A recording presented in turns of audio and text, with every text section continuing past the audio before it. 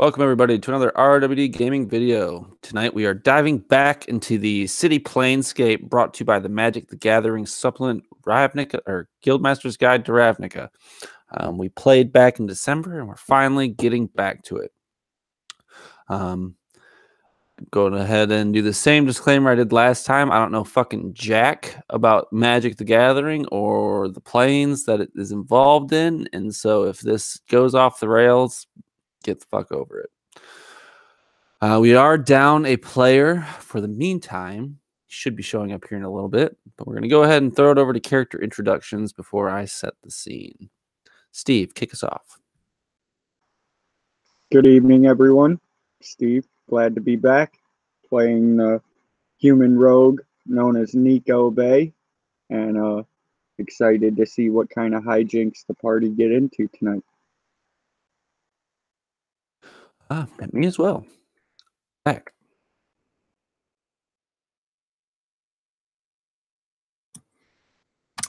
Hey, it's your boy Cam. I got my Bladelock, Artoon Devos, literal hatchet man for the Orzhov, so we're gonna have some fun chopping up some people, hacking and whacking and smacking. As you do, Zack.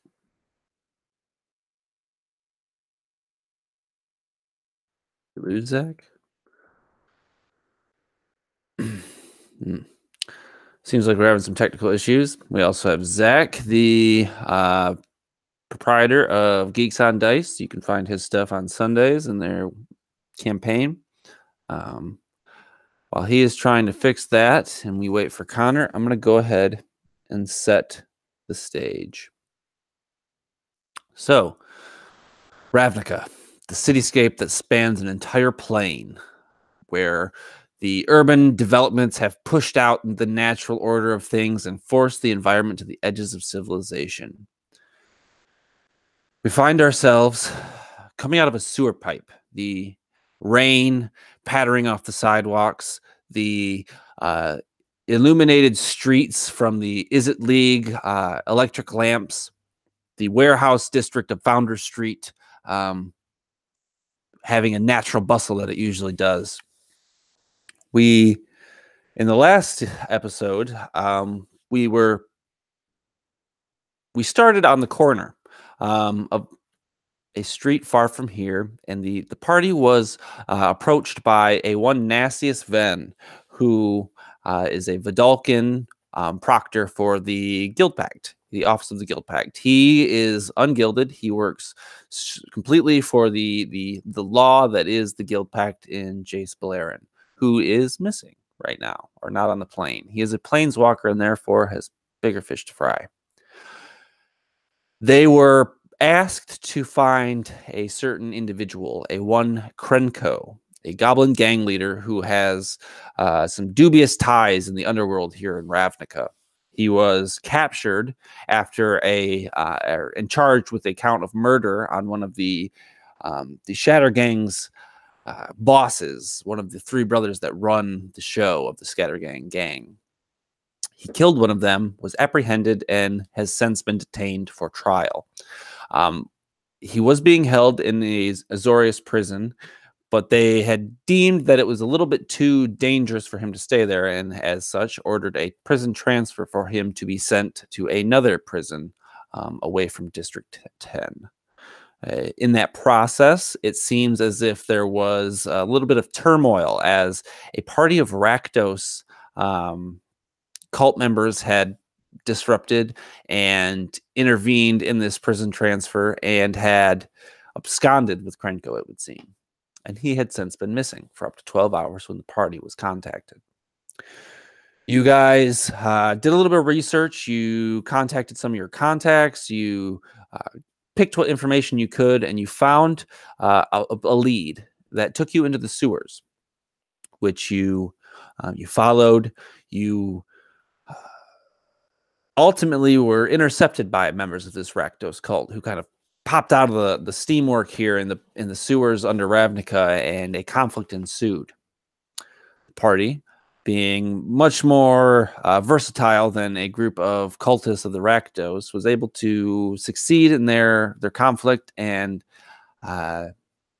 leaving no witnesses, killed the only survivor. After this, they looted the bodies, found some gold, and continued on their way. It was then that they had found the sewer drain and headed up. We left off with Nico coming back down from his observations above, where he noticed that the scatter gang is out and about on Foundry Street, but you believe you found the warehouse where Krenko is held up. So, what are you guys doing down here in the sewer? You haven't gone up to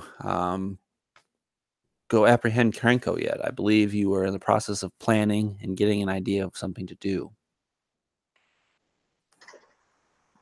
Yeah, I believe that I would have made my way back down to relay any obvious positions of sentries around the warehouse and entry points into the warehouse, things of that nature, so that way the party could get a plan of attack together. Excellent. And what you tell them is that at the not in front of, as you exit the sewer drain, you are confronted by a large soot-stained wooden building with faded symbol of the Boros Legion. It sits on the edge of a canal, and its timbers are cracked and singed. A closed bay door faces the north towards the water. The wooden track runs from the building all the way from the edge of the pier through the center. A similar bay door faces the south towards Main Street. On the alley sides of the building are two large doors, a double door on the west side and a single door on the east side.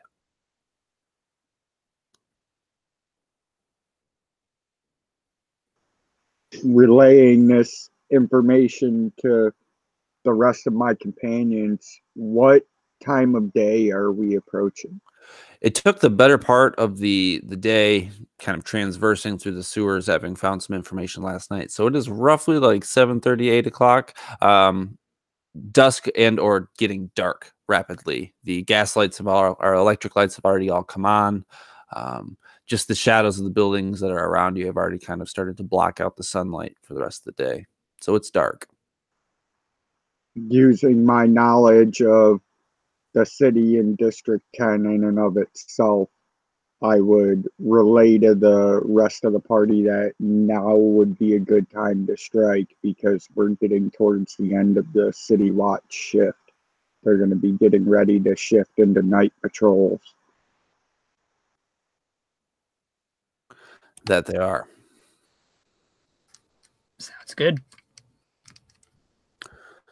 So we're actually going to take a flashback. Artoon, in the last episode, you had talked about a mentor, not necessarily a mentor, a quest giver, if you will, a person above you in the Orzhov Guild. We had talked about how basically you are being sent on this contact with the Office of the Guildpact just as a grunt work, but also as a means to keep Orzhov fingers on matters of bigger political importance. So we find ourselves a few days ago in a room that you would recognize. The room itself is a dining room with a large square table, or rectangular table rather.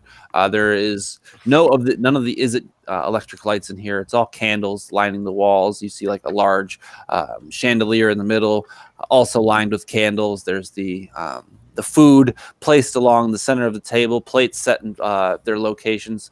The dinner has not yet arrived yet, and you actually are not invited to the dinner. You are simply here to meet with your employer. And he, the crooked old man, round glasses, hunched back, he calls to you. Artoon, it seems I have another job for you. Yes, sir.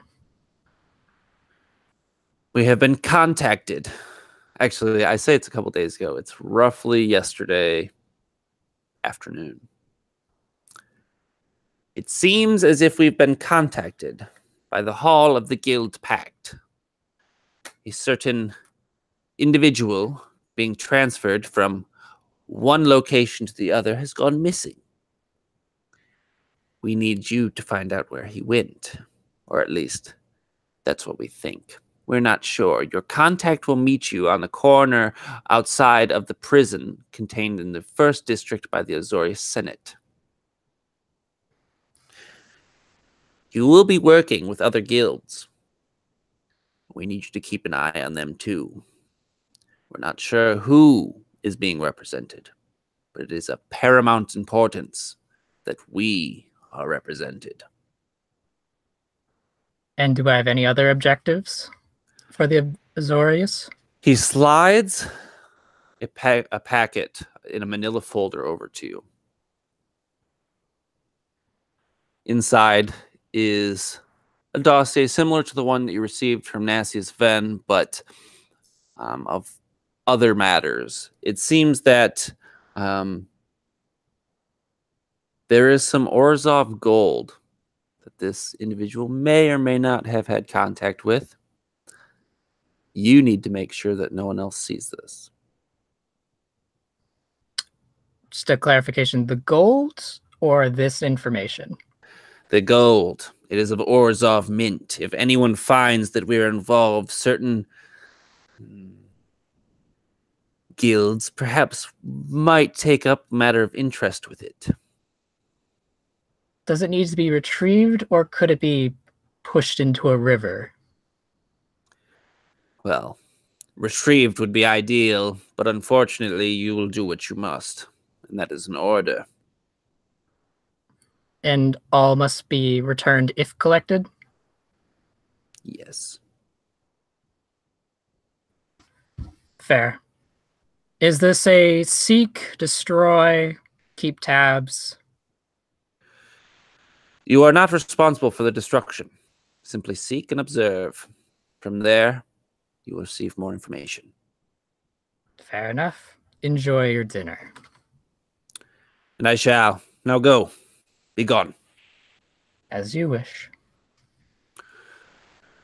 And the scene comes to a dim as the camera focuses on the flickering candlelight as the slamming of the door snuffs the flame. Bruges. Welcome, Connor. Thank you for showing. Bruges. You too were in a similar meeting, though your contact was in a little bit less reputable location upon your meeting. Where exactly did you meet with your contact to learn that your guild has been contacted by the Guildpact in order to search for an individual? My contact probably met me at our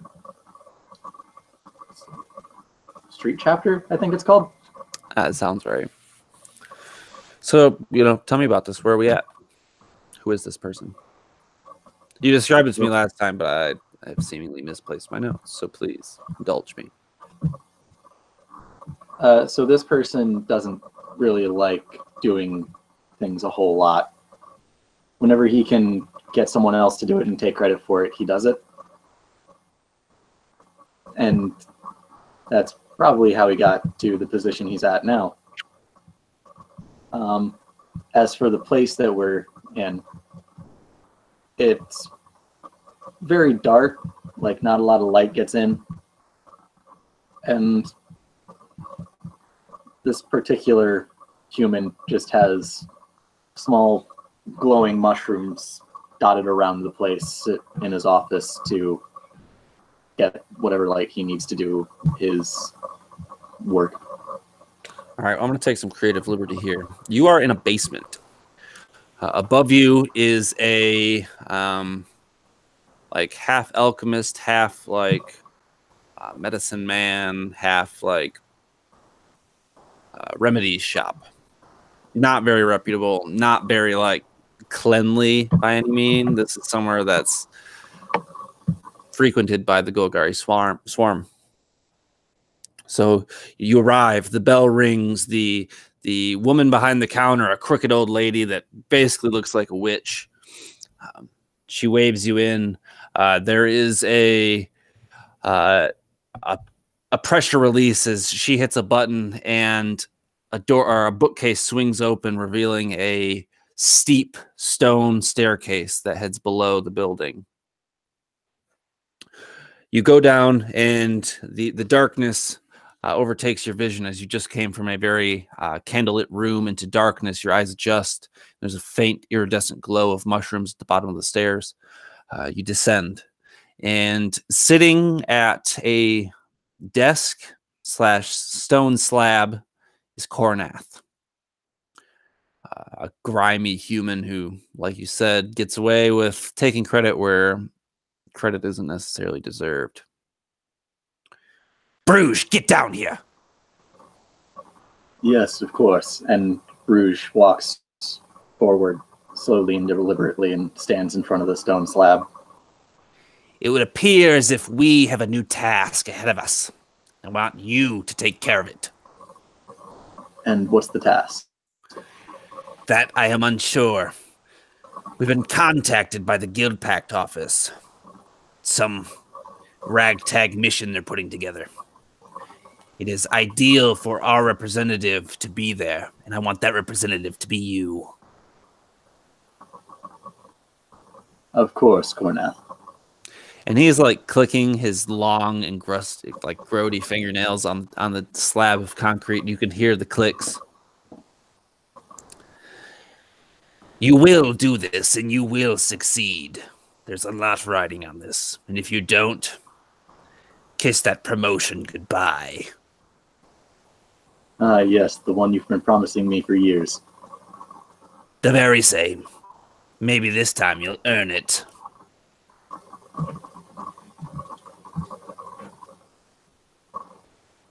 We both know I've earned it far more than you let on. You may think, but as it shows, the promotions lay where they lie.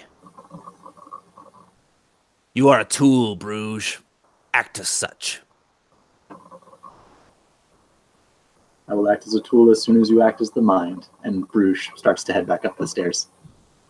You will be wise to be careful with what you say, Loxodon. Lest you find yourself growing mushrooms. We all die eventually, Cornath. Some sooner than others.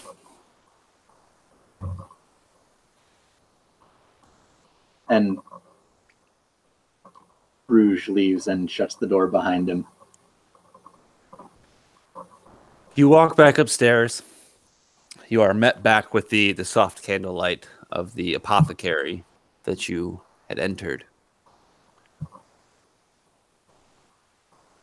She looks at you.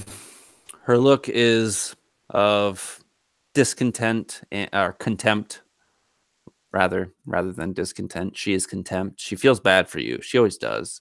She knows, Bruges, or you're treated like shit by Cornath, but she herself is not a member of the Golgari, and as such has no room to say anything. She, like you, is but a pawn for the swarm. A mindless mass that uses whatever opportunity it can to hold off and wait for the natural order of things to take effect. For all things must die. Nico, we talked a little bit about what had happened for you in our last session. How you had talked to your superior who had let on that the prison transfer was to happen, and you were to be a proponent of the investigation on what had occurred afterward.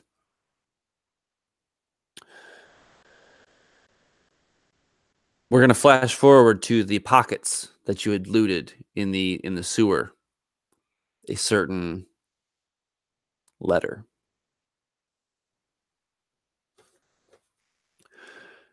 We had, through a successful sleight of hand, perhaps, hidden this letter away from the rest of the party, who is blissfully unaware of the contents. In a brief moment that you had to yourself as the conflict had winded down, you read an order. Something you don't find on a cult or Rakdos member. They were to be here in the sewer at this time, waiting for you and your group. This sort of leadership, this sort of precognizant thought disturbs you. For the cult of Rakdos is a mind of chaos, a mind of turmoil, something that can hardly accomplish a goal set in the future, let alone a task at hand that doesn't involve pain and mutilation. This dictates some sort of functioning, some sort of order. Who knows what these sick fucks are capable of with a little bit of rigidity in their schedule?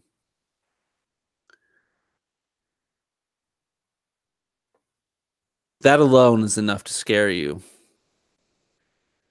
But through closer inspection of the parchment in which this order is written, there are the telltale signs of Demir intervention.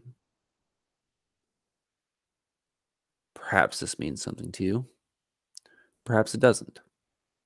As an Azorius syndicate or Azorius Senate member, your tenet is the law. Your mistress is the code of conduct in which you operate. But there's always ulterior motives leaking beneath the surface. Flashes of the script in this scrawled ink on that specific paper, that Demir paper, that always noticeable texture to the paper, sends visions racing back through Nico's mind of Aga and Aga's terms on how things should always be operated through agents of House Demir. Again, stirring that internal cauldron between Nico's ethics or lack thereof versus his given choice of career in upholding the law. So it is then that we find ourselves ascending from the sewer onto Foundry Street in the warehouse district. It is dark. I need everyone to roll perception.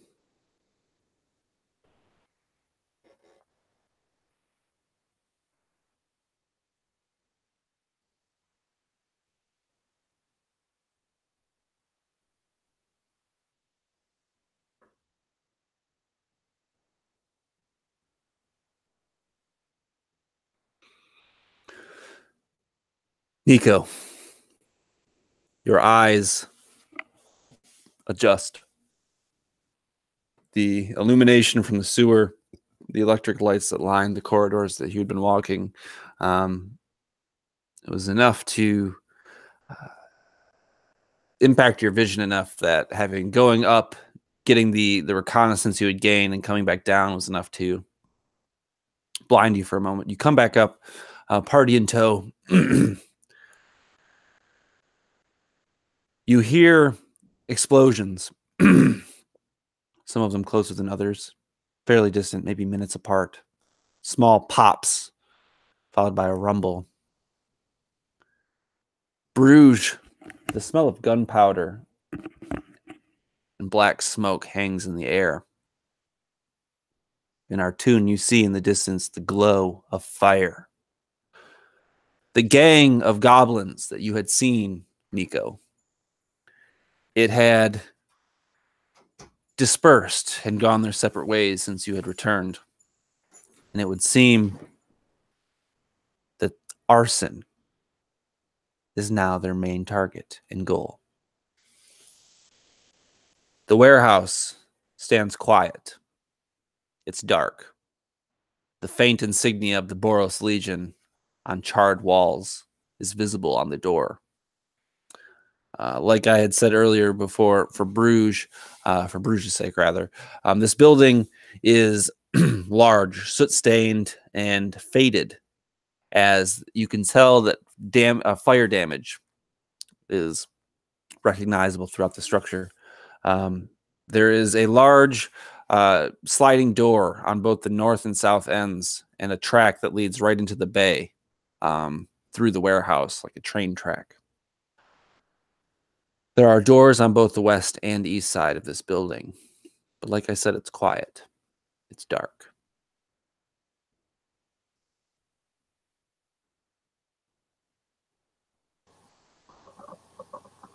I smell black powder.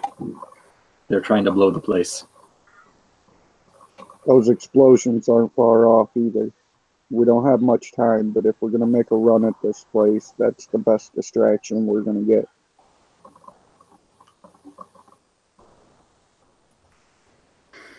What are we going for? Sneak? Front door? Guns blazing? Or swords? Hatchets? You know, whatever you got.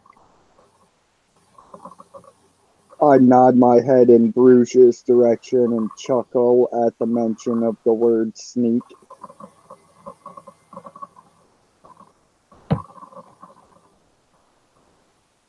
We go in the front.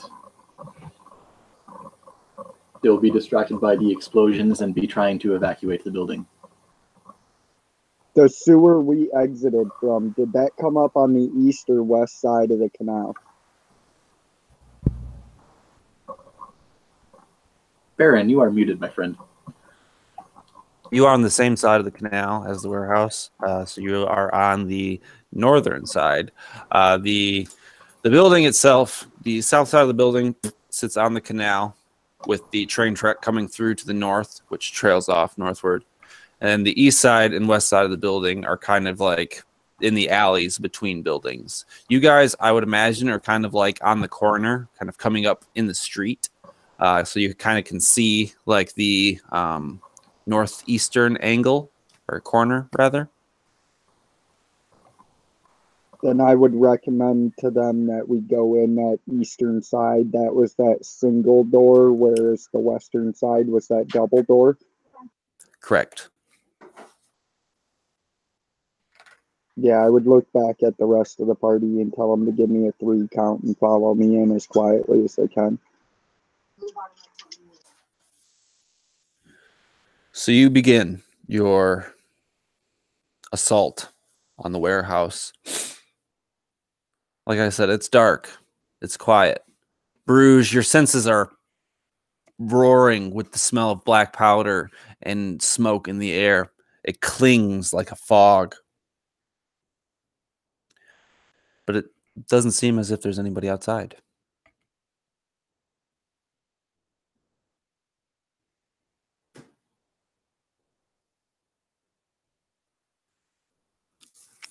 You approach the door.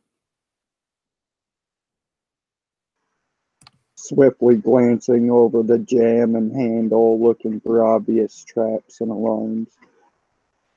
Give me an investigation check. I'm just gonna do sort of a look around to make sure no one's like sneaking up on us, and I'm gonna have my hatchet at the ready. Give me a perception check. Come on, man. All right. So, Nico, you examine the door. It's rickety. You can tell that there's like some small holes from damage previously taken. The handle seemingly functioning. Doesn't appear trapped. Artoon, you hear more of the same and the crackle of flames. You hear in the distance the telltale signs that the cavalry is on its way. The Azoria Senate has been notified and the alarms are being rung. Seeing the door doesn't appear to be trapped, I'll jiggle the handle, and if it doesn't open, I'll put my shoulder to it, seeing that it doesn't appear to be a very sturdy door. The handle is locked. but an athletics check might bust it open.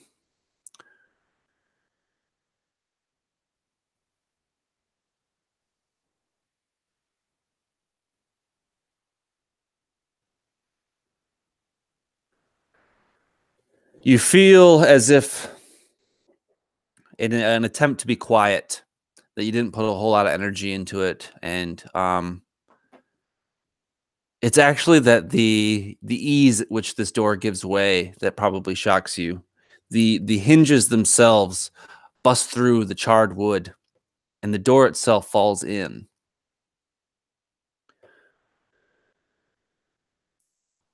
Before you, the glowing lantern light reveals a warehouse charred by fire.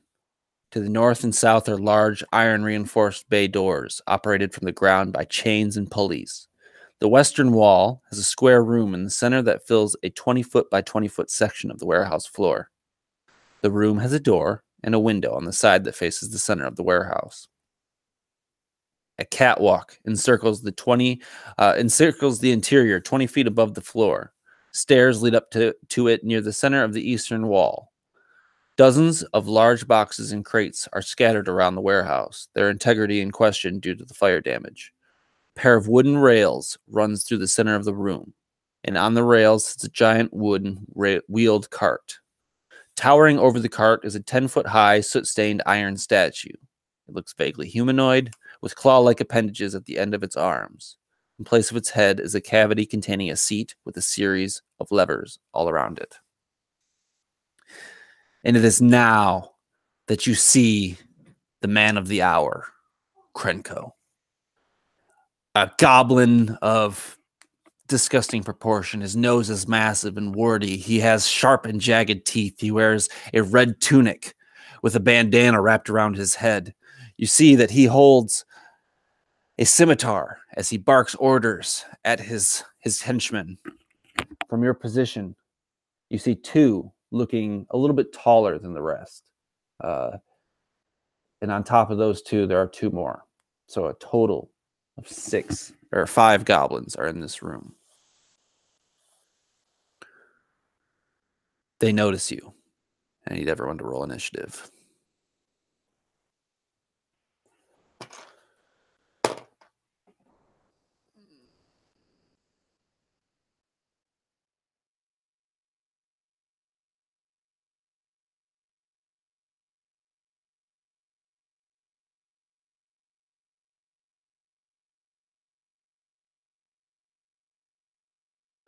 Grim, you had taken a moment to loot the bodies down in the sewer as the plan was being made. The lack of a guild kind of freeing you up to do what you will, less rigid in your planning, and that's up to you. Do you follow the group or do you stay outside? Yeah, I probably would have followed him, actually. So Grim bringing up the rear.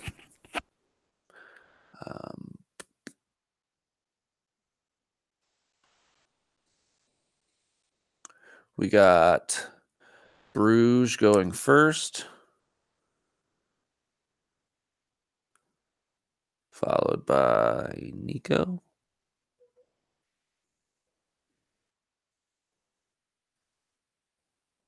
And, oh, I'm lying. Bruges followed by Grim, then Nico,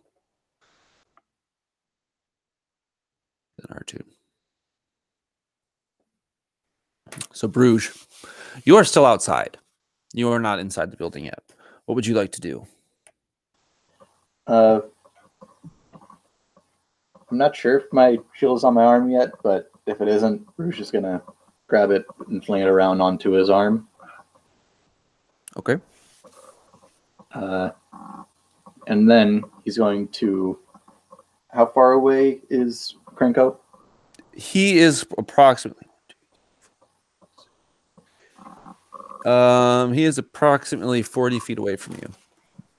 Bruce is going to move 15 feet up, and he is going to say, Krenko, you have fled and escaped your fate.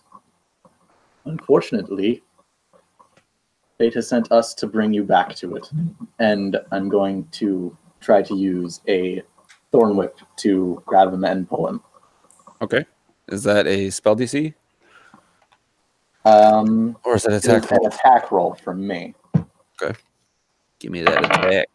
That's a crit. Okay. I do crit as full dice, roll again, plus mod. All right, so that's going to be 8, and he is pulled 10 feet closer.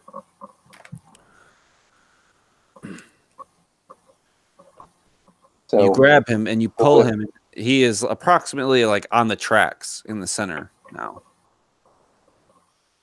The whip wraps around his body, piercing through him as Bruce just yanks him back with all the might that he can muster.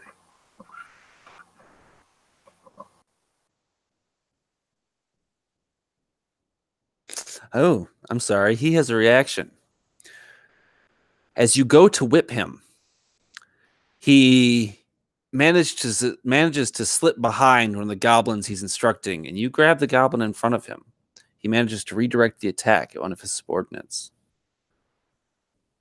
Read your stat blocks, kids. But this goblin that you hit, you grab him, and these vines and the thorns eviscerate him as green skin and red blood are ripped to shreds, and he is pulled dead out into the middle of the floor.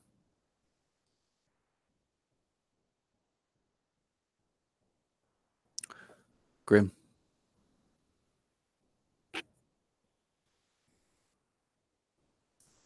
I am going to move within 30 feet of him, if I can do so. Yeah. To Krinko. And I want to say, dude, just chill out. Come with us. And everything will be okay. And I'm casting Charm Person. Okay.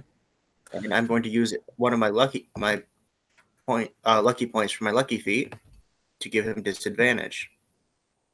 All right. And the DC is 13.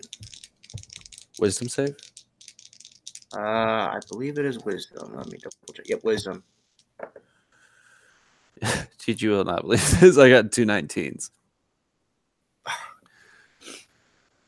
So he kind of when he shrugs it off, I'm just like, I tried. He looks at you and spits on the ground. Your mind tricks will not work here. Quickly, boys, get him. Ooh, that voice is going to fuck me up tonight. He takes off to the south where the raised platform is across the tracks. And he leaps and climbs into the machine with claws that vaguely humanoid, and with a whir, the electricity that you find in every Izzet invention storms to life. There are cathode tubes full of, Tesla energy as this thing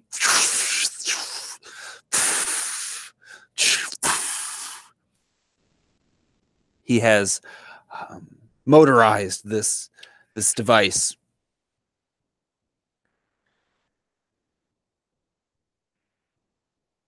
And he is going to take a swing as he moves the last of his movement over to you, Grim. Your movement 30 feet in, placing you in the center of this building. He makes 2 attacks as these giant claws swing. I don't think he hits you with a 7 and a 13. The 13 will definitely hit me. So he swings like a rotating claw, and you're able to duck underneath it. But in doing so, you miss the sight of the second claw, kind of spinning around backwards, almost as he does a 360 attached to this machine. And you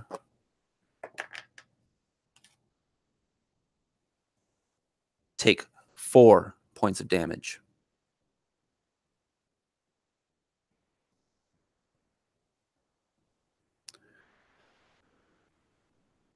That brings us to the 2 larger goblins. They have also begun to move in. You see that they call to the subordinates, and they're shouting orders in Goblin. It's hard to understand. I don't know if any of you speak Goblin.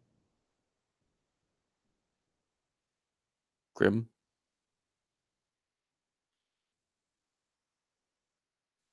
So you hear as they disperse. Ooh, I need Goblin Boss. Step block. They too run forward. Bruges. God damn. 4, an 8 to hit and an 11 to hit. Both miss. So the Goblin Boss runs forth, scimitar drawn, and he swings wild, and you're able to evade the scimitar slashing partial ribbons into your cloak. The other goblin runs to behind a crate. That brings us to Artoon. How far away is that boy hiding behind the crate? Hold on. Did I skip Nico? Nico, did I skip you? Damn. Nico. I also speak Goblin as well, so. Damn it. You gotta tell me these things, man. No, it's fine. I would have gone after Artoon. That's totally cool too. All right. So Artoon, if you got something you want to do and you want to go right ahead, man. I'll take the last man spot. All right, that's very generous. I'm just gonna, if he's close enough, I'm gonna run over to him and just start hacking and whacking and throwing a hex on him. You'll be able to throw a hex, but the device he is in puts him 10 feet off the ground. Oh no, the guy behind the crate. Oh, yeah, you can most definitely do that. Yeah, so I'm gonna run at that boy and like slash into him. Okay, give me an attack roll.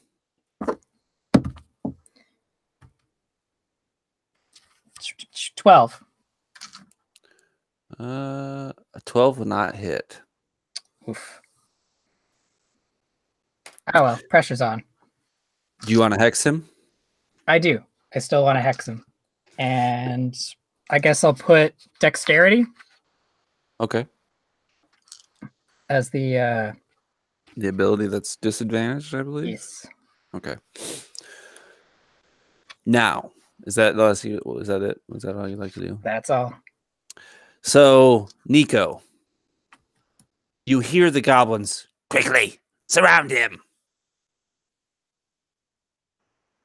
Seeing from the doorway Bruges come in like the ton of force he is, I'm not so much concerned about that side of the arena as I believe mentally, even if he wasn't adept as he was, it'd take them a while to get through his bulk to me. And right now, my biggest concern for both of my quote-unquote paramours that I work for is to retrieve Krinko and figure out where I should deliver him. Which side of the coin is he more valuable on? So he's what I'm going to go after. How far into the room is he? He's about 25 feet in. From the doorway there, he's in an open air cockpit of a machine, right? Yep. I'm going to try to take one of his eyes out with my hand crossbow. Okay. Technically, no, you're not flanking because you're not melee range. Yeah, give me. Actually, no. You have advantage and sneak attack because one of your friends is near him.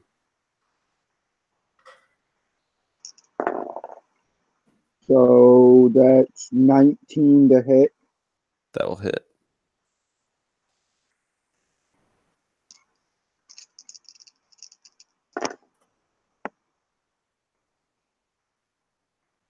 And that's going to be 11 damage.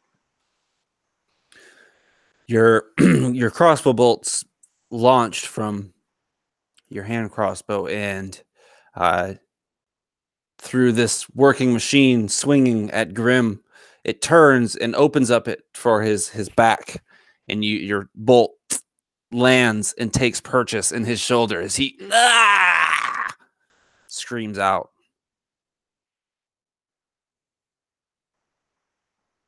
Audibly, as I'm making my way along the interior wall to the left of the doorway as I come in, looking for more options to take opportunity shots at Krinko.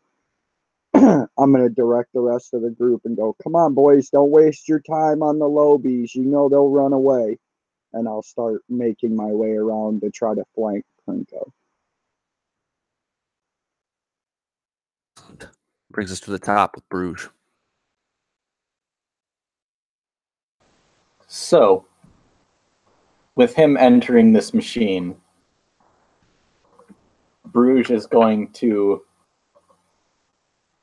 once again use his staff to create a whip of a thorn-ridden vine to grab him and pull him out of it.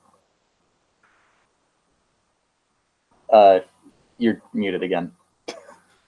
Give me an attack roll.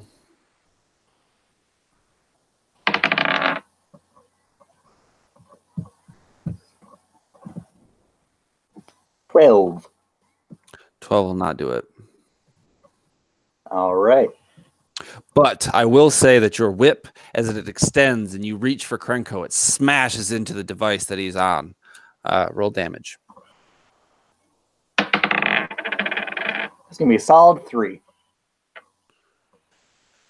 All right. You hear one of the glass tubes attached to the back shatter as a sparking noise erupts from it. And the overall device itself, you see Krenko. No, as this machine seems to have powered down. Your device is a no match for the inevitability. And Bruges will move up to where I'm bad with names. Grim? Where Grim is. Yes, thank you. Grim, it is your turn. What's your character's name? Bruges. Bruges. I'm going to look at you and say, Bruges, I don't know why he's so upset about the machine. I think he's got bugs in it. And he needs to make a Constitution saving throw, and I'm going to use another lucky point to, again, put him at disadvantage. Once again, it's DC 13. You got a 12. Aha! So bugs are going to start crawling out of his equipment and get him, and he's going to take a D6 of damage. Of poison damage. 1 point of poison damage. But if he is able to move, as in he's not strapped down or anything. Yeah, he must do so. He must move in a direction. All right. It should be north by 5 feet. So yeah, he's going to, and he's actually going to tumble out of this device and land on the ground as kind of like he's scraping these things off of him. I was thinking the same thing you were, Connor.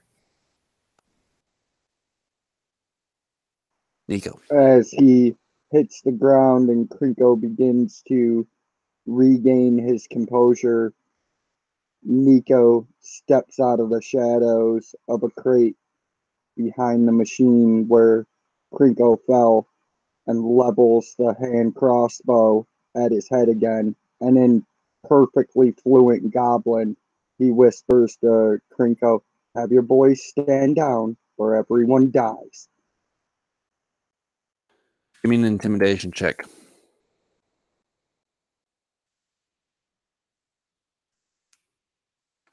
That is a 13. He rolled a 2. So as he's in Goblin, stand down. Everyone stand down. We've been had. I raise my eyes slightly from Krinko to the party. Collect their weapons and anything of value, boys.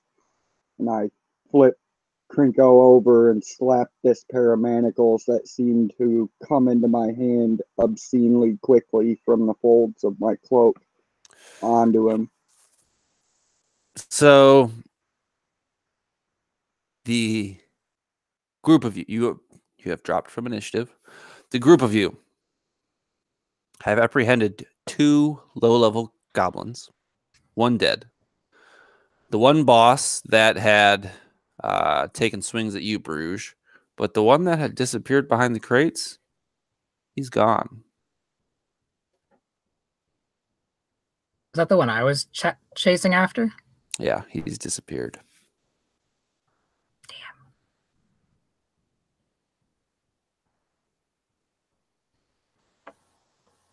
So here you sit in a charred warehouse in the dark with 4 goblins in custody. I would like to take Krinko out to the closest horse trough possible and dunk him to get rid of all these horse flies. And you're able to pick him up with relative ease. He weighs probably 35 pounds. There isn't a horse trough, but there is like an open lid barrel that's caught rainwater for who knows how many years. You dunk him in that. The horse flies either disperse or drowned. He coughs. Dirty blue. And then I'll proceed just with ask. the... You can just ask, and I will. Either way, I like dunking goblins. It's been a pastime of mine since I was a boy. So I'll begin a not overly rough but not overly gentle search of his property in person as well, and tell him, you want to keep your tongue, keep it quiet until you're told otherwise.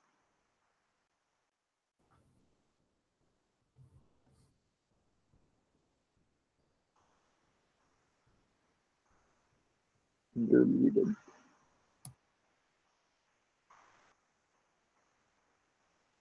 Yeah, we should just assume that I'm going to keep fucking doing that. So you find on his person a couple gold rings and a potion.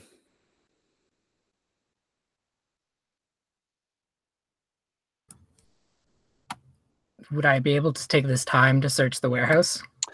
Give me a investigation check. Looking specifically for the gold that I was tasked to. Yes, absolutely. Is investigation? Yep. 14. So you enter the small structure that was on the opposite side of the interior from you, what you presume to be the office, and inside there's like a conference table surrounded by 6 square stools. There's like a bundle of furs underneath the table, and you dig through that, and as you're like throwing the furs out of the way, you hear like a some sort of metal case that is like fallen out. You look. Give me a stealth check.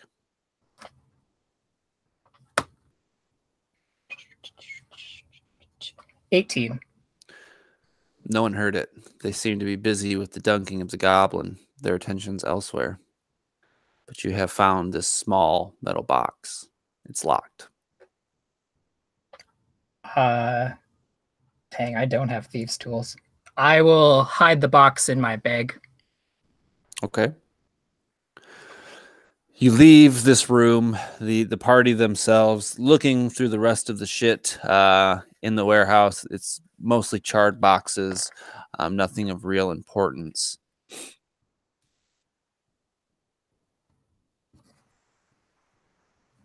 While the rest of the party's looking through the warehouse, I would like to quietly question Krinko and Goblin. Bruges and Grim, what are you doing? Bruges is probably using some variation on Thorn Whip to find all of the goblins, just to make sure they're not getting away anytime soon. Okay. Graham will probably try to decipher what kind of potion that was found. Give me an Arcana check.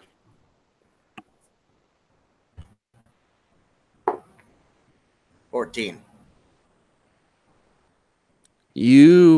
have reason to believe that this is a potion of giant strength.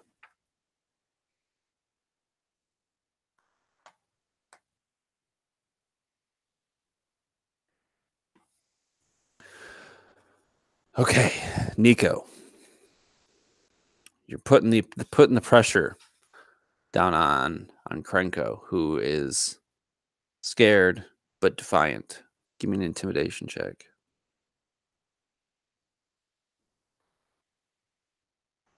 That's 12. So what are you saying to him? I'm gonna start off in typical 80s mantra cop fashion. All right, Krinko. So tell me who it was. Who helped the boys bust you out of the transport when you were getting taxied from one prison to the next? Who was it? Who let the word slip out of the prison? Tell me which guard it was, and I'll go easy on you. You really underestimate me, Nico. I'm going to actually assume that he knows of you. You're just some B-list blue. My boys broke me out. We goblins know what we're doing. Your petty Azorius Senate couldn't keep me locked up if it tried. But we were good enough to catch you again. Seems like you had help. Can't take all the credit, can ya? And then I, in a callous tone, whisper to him, "It's good you know of me, Krinko. Then you should know very carefully who I am and who I represent and what this means to me. Don't let the fact that there are others here beguile you into believing that I won't snap your neck here and tell them I found you dead." Who sent you, Nico? Was I it wanna- Ben? Yeah. I want to back Nico up by saying we could kill the other goblins if that makes them feel better. Just saying.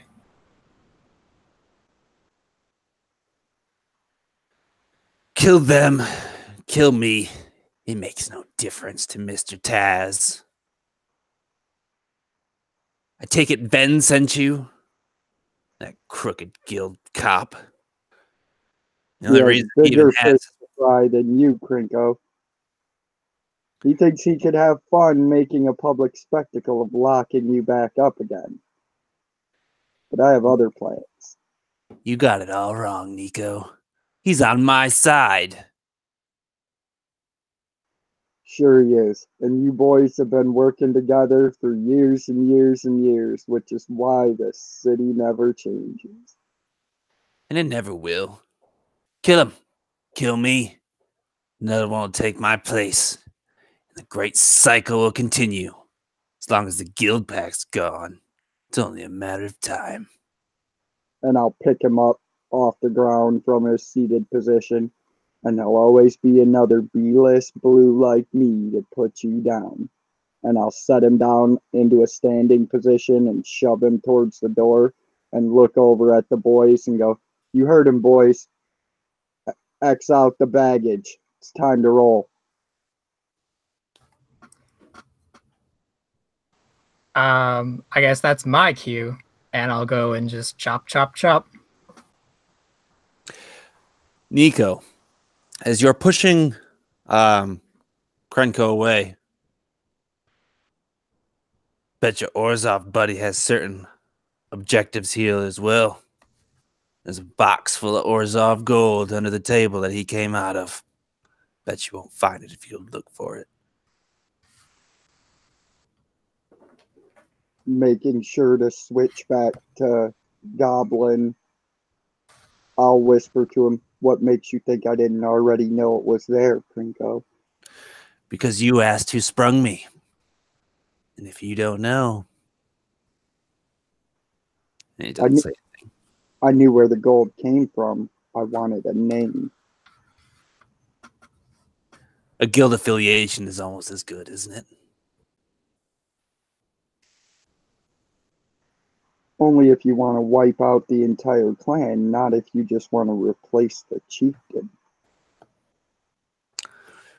Ball's in your court, Nico. Take me away. I got nothing left to say to you, dirty blue. I'm glad for the silence. If only your legs were as long as your tongue, we'd be done with this journey already. And I give him another rough shove towards the door. So, is there anything else you guys would like to do in here?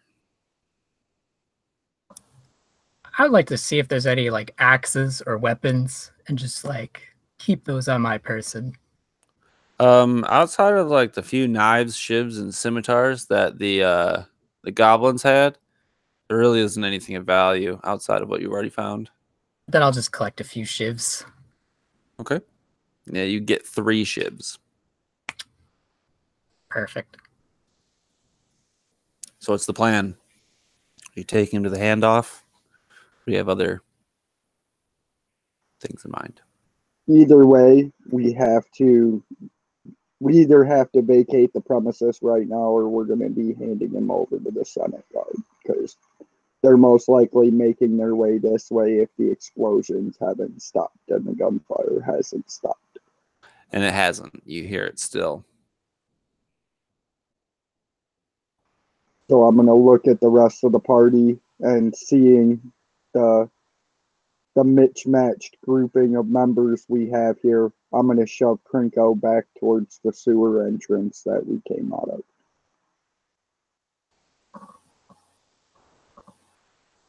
How heavy did you say Krinko was again? He's about 35 pounds. Cool. Bruges just gonna pick him up with his trunk. Okay. I need everyone to make a stealth check. That's a natural 19.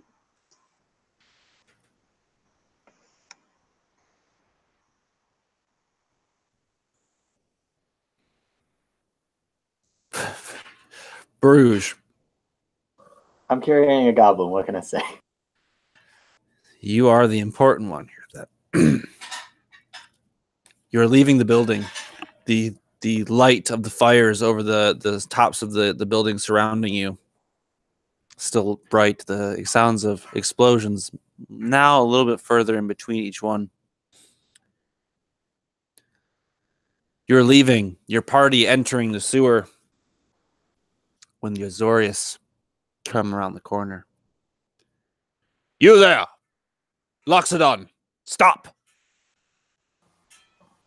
Bruges stops where he's standing, and then he turns towards the Senate. Hello. Nico slides forward. I'll take over from here, my friend. Pulling the Azorius Senate arrestor badge from inside of the lapel of his cloak. Good afternoon, boys. Nico, what are you doing here? I'm on assignment. Why else would I be in this piss hole? Very well. Fair enough.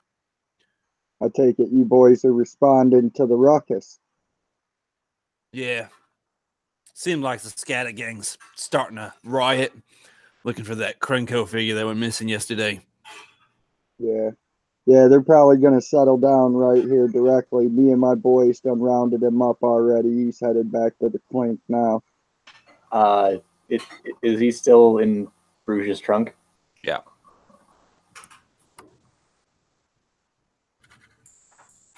And I'll give him the Vidalkin's name that I'm gonna need sent us a over here. deception check.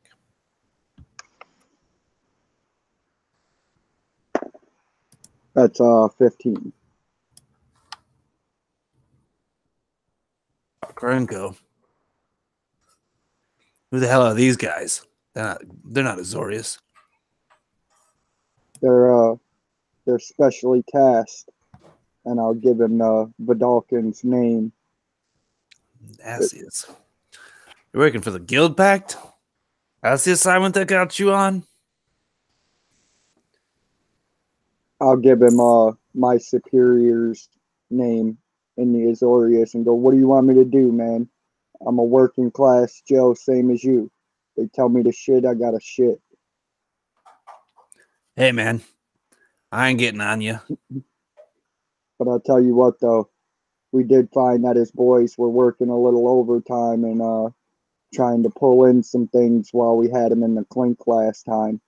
and I'll pull a wine skin from inside my cloak, and I'll hand it to him, and I'll be like, we found that he had a few barrels of this before they came in and started charring the place. This was all I could salvage out of it. Have your boys and have a drink on me. See if any of them come back. But I got to get this guy back to a 6-5 before anybody else makes a run at him. Yeah, we got a little bit more cleaning up to do with the scatter gang. And takes the wineskin. Thanks, man. Appreciate it. I got you the next time. All right, boys, let's go. And I'll give him a pat on the shoulder. Keep your head down. I'll look at the party and go, all right, boys, let's go. Locks it on. Bring your baggage.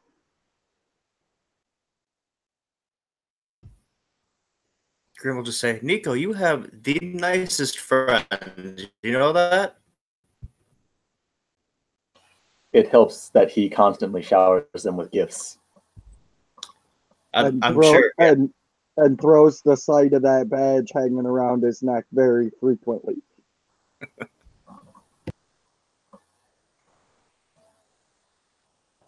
So you're going to the handoff then?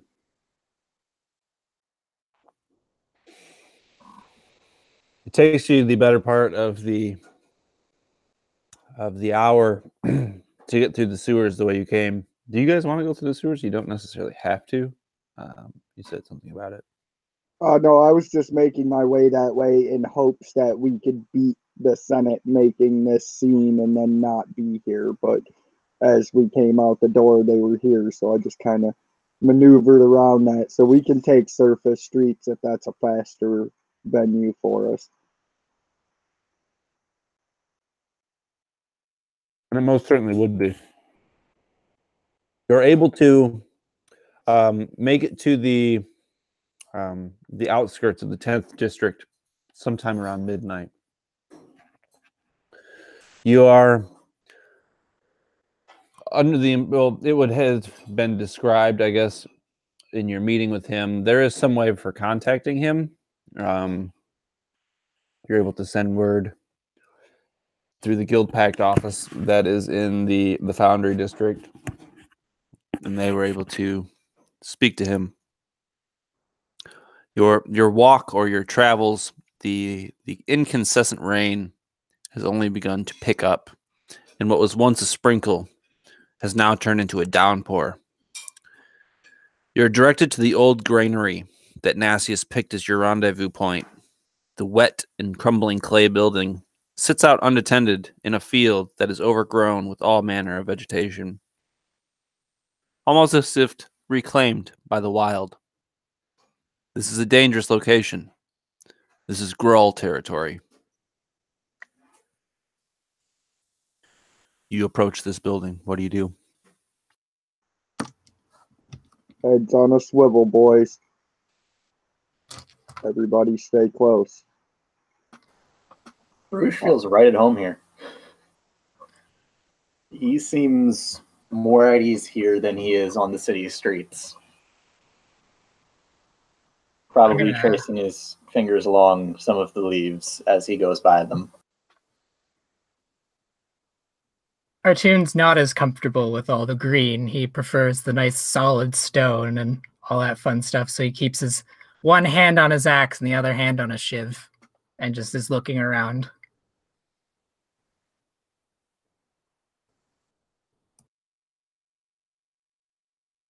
What about you, Grim? Just keeping a weary eye out. Nothing really for me to prep. Do you venture this far out into the untamed wilds of the Central Park area? Oh, absolutely not. This is probably the very first time Grim's been out here. So, as you approach this building and you see the door, the archway shading the interior, your contact, Nassius, emerges from the door. In his hand, a small purse.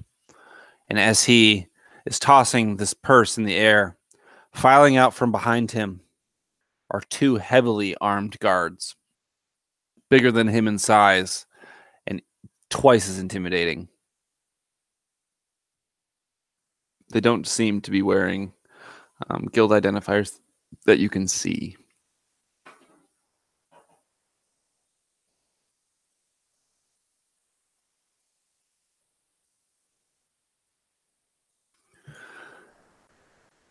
Good job. I gotta say. Didn't think you guys had it in you.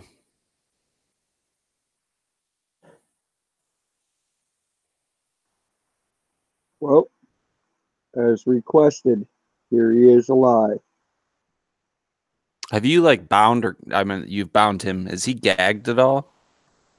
No, I didn't bother to gag him. No, don't turn me over to him. He'll just betray you like he betrayed me.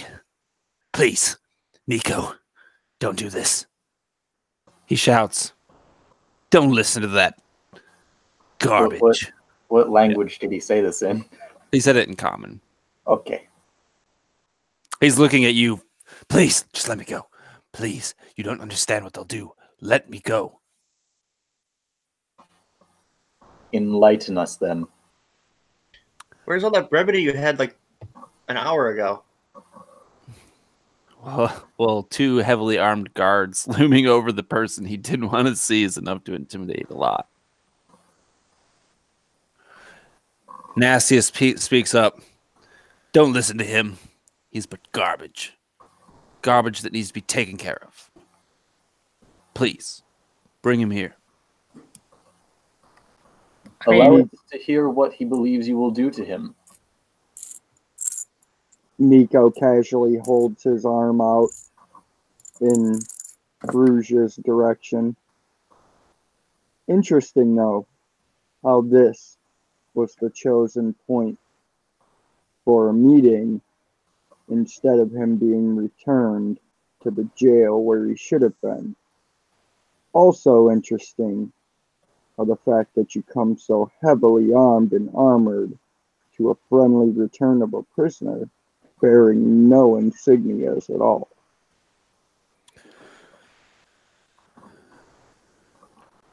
Where's your reinforcements? This is a fugitive from justice who's escaped our capture more than one time already. If anything, the guard should have been doubled to take him back in. His weight shifts from one foot to the other. Your skills in investigation are ever vigilant, it appears, Nico, but this information supersedes your rank. And as such, I think you need to learn your place. My reinforcements, and he kind of notions to a few spots around you, and you notice 6 Azorius members of the soldier variety flank you on all sides. Don't worry, I have my reinforcements, and I am within my legal bounds through your Azorius Senate to do this. So please, humor me. Give me the prisoner. Let him speak his piece. He speaks nothing that you need to hear. No, but I would like to hear it. And I would like to get on with my day, if you don't mind. Or night, rather. Bruges glances down at Krinko. What is it you think they will do to you? He lines his pockets with dirty money. He just wants to keep himself wealthy. That's all he cares about. And from the side to your right, an Azorius member makes a movement of his hand, and you see Krenko, his eyes dilate, and he subdues. Quickly, I have things to do. The prisoner, if you please. I was hoping for a longer show, you know? So quick, so quick. I reach over and grab Krinko from Bruges and begin busying myself with retrieving my manacles, and I purposefully look in the direction of the soldier who wiggled his spells at him, and I motion for him to come and retrieve the prisoner from me. And he does. Actually, no, it's not him. It's one of the unrevealed guild members that walks forward. His go ahead. And I look at Grim and I go, get the rest of your payment. So as Grim, do you do so? Yeah, but I can't remember what the rest of the payment was. That is a good question. The rest of the payment was shit. I think it was $80. It was something ridiculous. I think it was something dumb. I think we were getting paid 100 per. I remember Was it it a being drink? even. I feel like Yeah, this we is were all something they should paid. fucking bold. Steve, do you We're all remember paid. what the rest of the payment was? Hold on, I'll find it. Do you have your notes? No, fucking don't. I think it was that we were supposed to get 100 for the full completion of the job, but we got 20 or 10 up front to cover expenses. I wrote down 20, so I'm pretty sure that was the upfront, and then That's most likely what it was, and I didn't remember exactly what we got up front. Yeah, because I have 20 listed on my character sheet. So What the hell? Because I have a grand total of 2 gold on me. So yeah, you got 10 gold to start, and upon delivery of the criminal, you will receive 100. So in 4 individual bags, you are handed Grim as the prisoner is handed over. Okay. I will distribute the bags of gold amongst everyone. So as the unarmed guard takes the subdued Krenko into the darkness, Nastius again. There were 2 stipulations to my request, so I have to follow up with the question. What did you ask him? What do you know? What did he say? Macias, come on. You know these goblins. You know their outlandish, braggarding claims of how their inventions will one day win them the city and we will all bow to them. You know the same old story I do. Don't waste my time. And like you said, it doesn't matter what he says because he is garbage. True, but even in their hubris, they might let something slip that would tail onto something larger than he is a part of. I'm simply just curious and doing my job, as are you. Now, please, what did he say? We are all cogs in the same wheel. Good evening, gentlemen. And I'll look at Grim and go, my share. Happily hand it over to you. First round's on me, boys. Job well done. You turn to leave. I know the perfect place. I forgot about that bar. The 4 of you turn to leave, and as you walk into the darkness, you're too smart for your own good, Nico. You do wise to quit spinning your wheels and just listen to your orders instead of going outside and doing what you think is right. You'll see in time. There's your first mistake. Thinking I'm too smart for my own good. I'm too smart for your own good, Nacius. You boys enjoy your evening. And you walk away.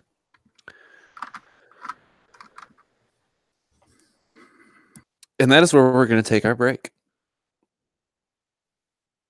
We are roughly, I think, an hour in, just over. Probably got another hour-ish worth. So take 5, 10, smoke them if you got them, kiss your spouse, do what you got to do.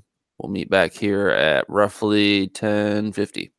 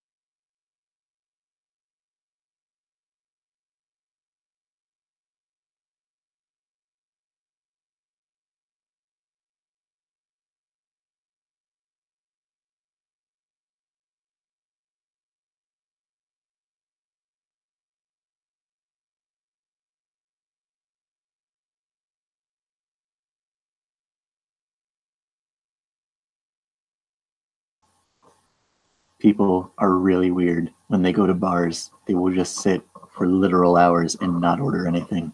I find it so strange.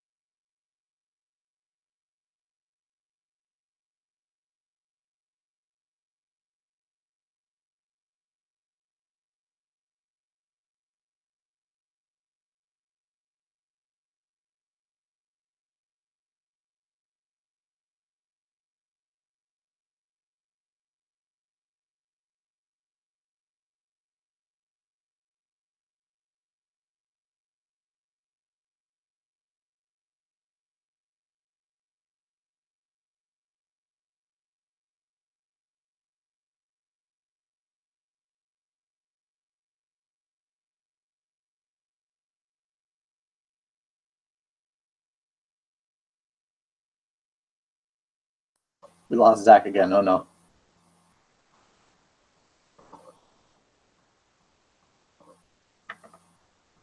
Oh, hey, he's back.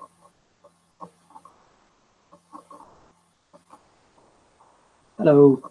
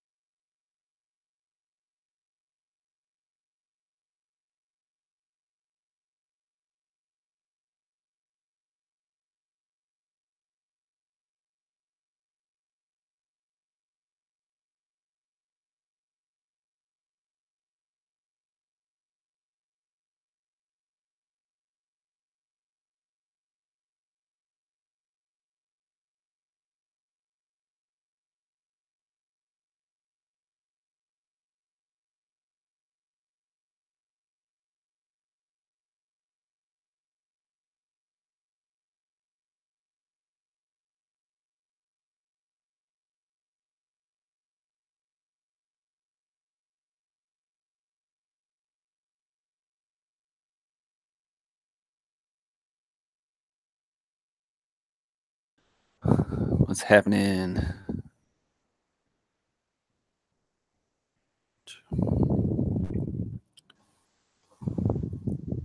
I don't know why I have so many gift cards. Send them my way. Sure thing. You want AMC, Applebee's, Wawa, or a Visa gift card? Visa. Send me Visa. My internet is absolute garbage today. It happens to the best of us. Did this happen to me last time too? I cannot remember. Yeah, I don't remember either. It was probably because it was forever ago. Yeah, just over a month. It's about the last time we played Curse on Dice there too, Connor. Connor. It's okay. I'm just teasing you. I'm not. This is unacceptable.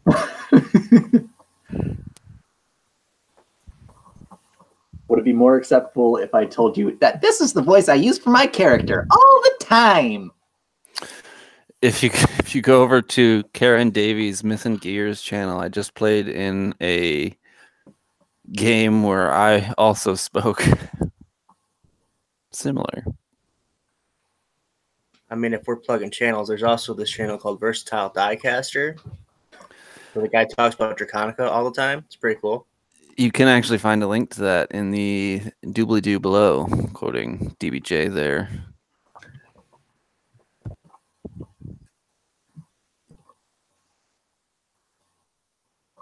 For those of you also catching this later, since we have no advertisement for this game, there was a creative challenge brought to you by Power Up Gamers Charles Grolmus that I had the pleasure of participating in because of Connor. What's up, Chuck? I had to go first. That's all right. I went Okay. second. I was only a few days late.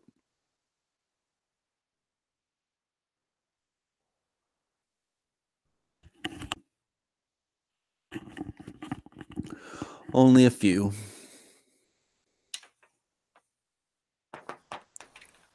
It's fine.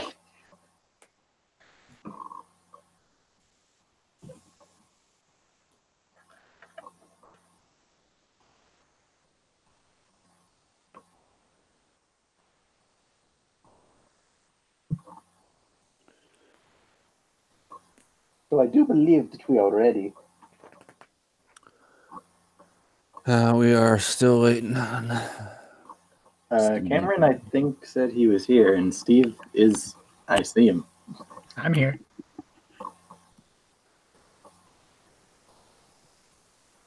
Oh, Steve is back. Yeah. It was not appearing on my screen. No, Okay. I'm just busy stuffing my face. I haven't been on much lately, so I haven't seen too much about this challenge that's going around. I've been just preparing for these gladiator games. I should have fucking chose you. I stumbled at the end. I didn't know who to choose. I called out Philip Maddie since he apparently is so busy. Lies. Fun thing. Charles actually challenged Philip in my post answering the challenge. Good. Call him out.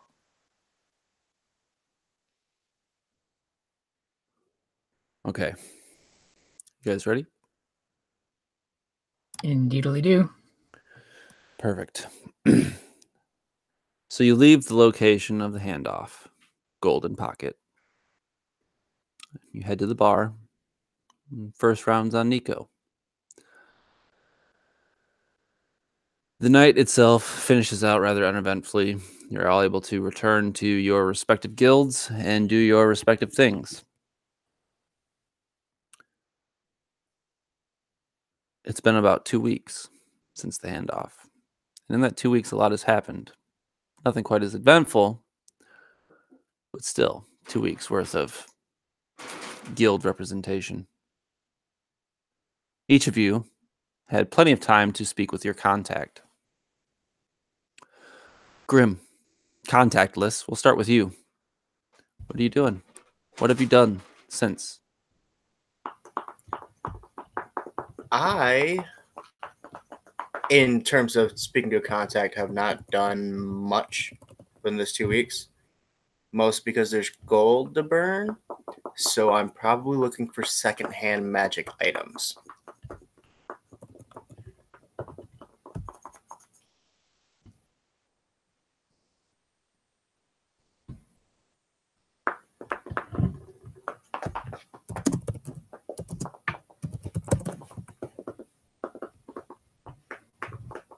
I don't think you lost sound. Everyone's just muted. Oh, okay. No, Thank you. yeah, Oh no. man, I didn't even notice. I got really Yeah. scared. I did it again. I got really scared. You are able to, of course, search for magic items. Give me an investigation roll. On up character sheet. Actually, have a positive. Natural 20 plus 1. I love these Dragon Heist dice.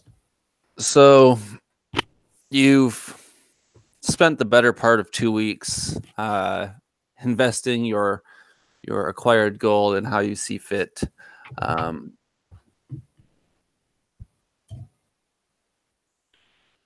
You managed to win an item in a gambling game of some sort at the bar. You managed to acquire an alchemy jug. Hey, that's pretty cool, actually. The person you won it off of was an Izzet member. He is also Vidalcan, though a little bit less Vidalcan-y than most of the Vidalcans you know. He Half Vidalcan? No, he's full Vidalcan. He's just a little bit more strung out. You can see that the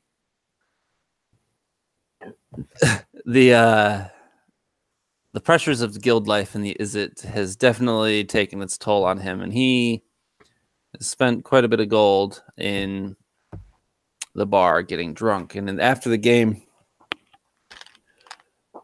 come on, man. What can I do to get that back from you? Oh, I don't know. You're an Izzet League member? Are you working on anything cool at the moment? Am I working on anything cool? From a scroll case, he pulls out a blueprint. It is of a suit of some kind. What's due?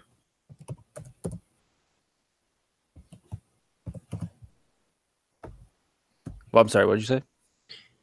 He'd ask, "What'd you do? Or what's it do?" Well, you see, in elaborating in a very extended vocab, he explains that this is like the equivalent of like an Iron Man suit. The Izzet League and their Mizium have been working on making constructs out of this material that is capable of withstanding magic, but also being a conduit, allowing for the Izzet League to cast a little bit more efficiently. Give me an investigation check.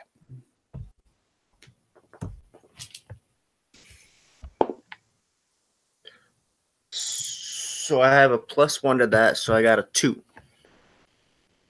It's a natural. You really can't decipher anything that's on this blueprint other than the name at the bottom is not this Podolkin's name. The name at the bottom is Blisterod. Blisterod? Yep, Blisterod. Okay, one question before, well, 2 questions before we make this deal, and my dog knocks over my computer. First off, did you steal this? Me? No. Mm-hmm. Second question. This suit. You see, I personally am not going to get any use out of it. But is there a way to make this, animate? Well, it is actually entering the final stages of construction. So is that a yes or a no?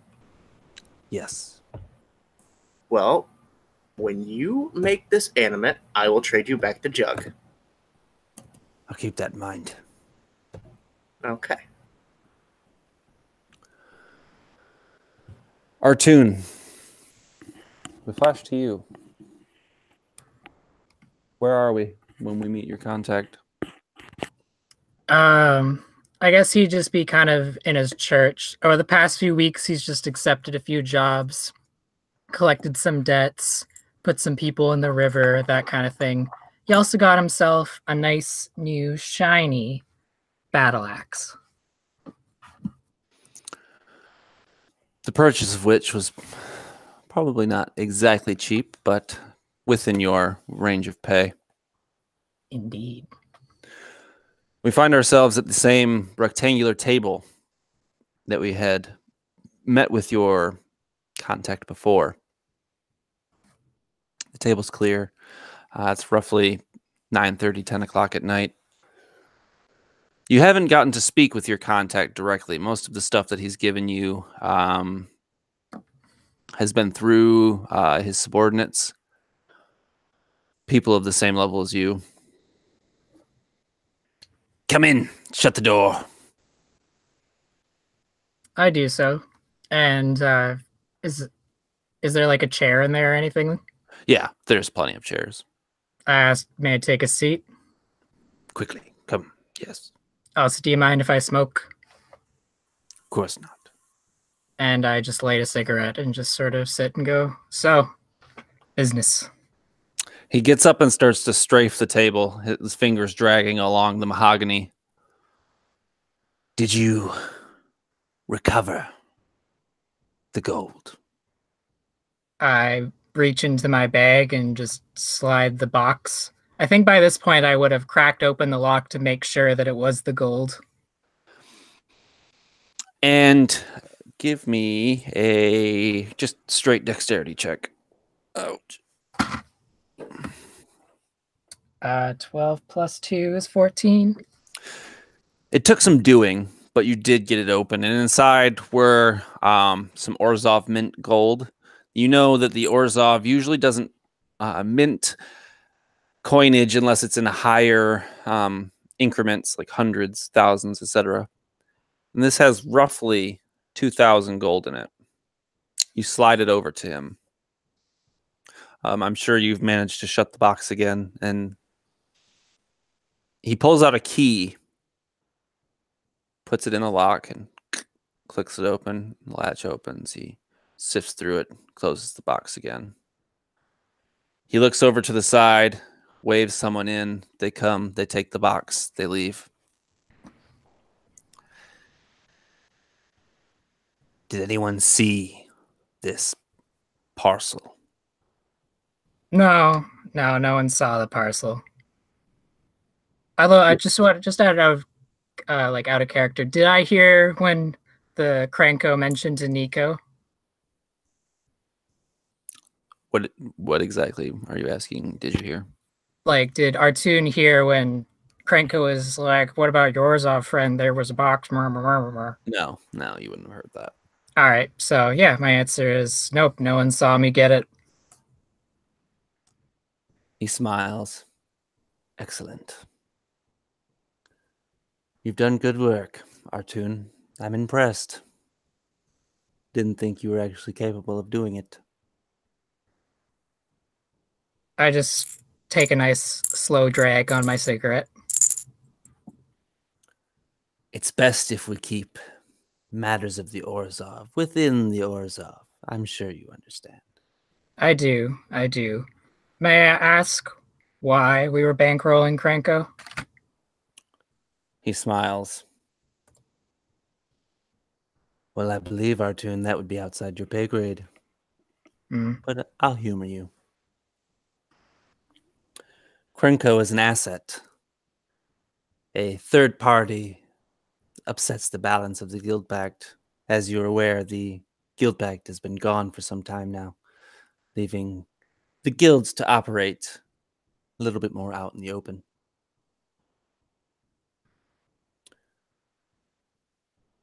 Cranko is, yes, on our payroll, but we are merely a means to an end in this situation. It's fair. Does the name Mr. Taz ring a bell to you? I think the little goblin did mention something about Taz. He's a very important client to the Orzhov, one we would like to keep happy. One we would also like to keep as a nominity.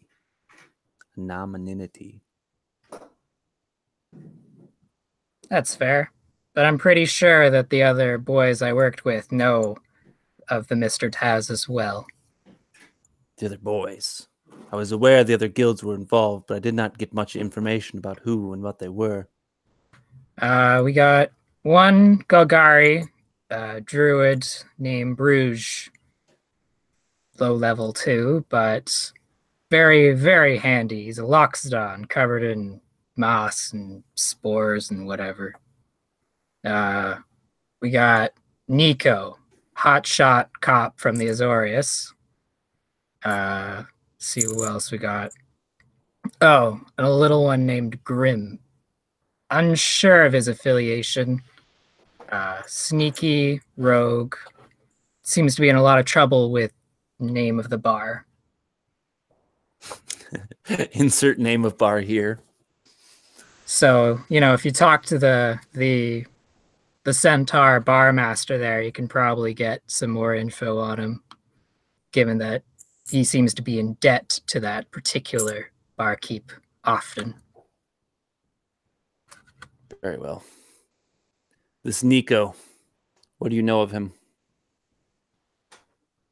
He seems to be much of a hotshot cop with the Azorius, has enough clout. He's also pretty skilled. He's pretty skilled with a crossbow, so I wouldn't get on his bad side. As much as he seems to serve the Azorius, I think he's more of he's got his own personal code. It's at this that he removes a manila folder from a drawer on the edge of the room you're in and slides it to you. It is a dossier similar to the ones you've received already. I smoothly put my cigarette in my mouth, open it up, and take a look at it.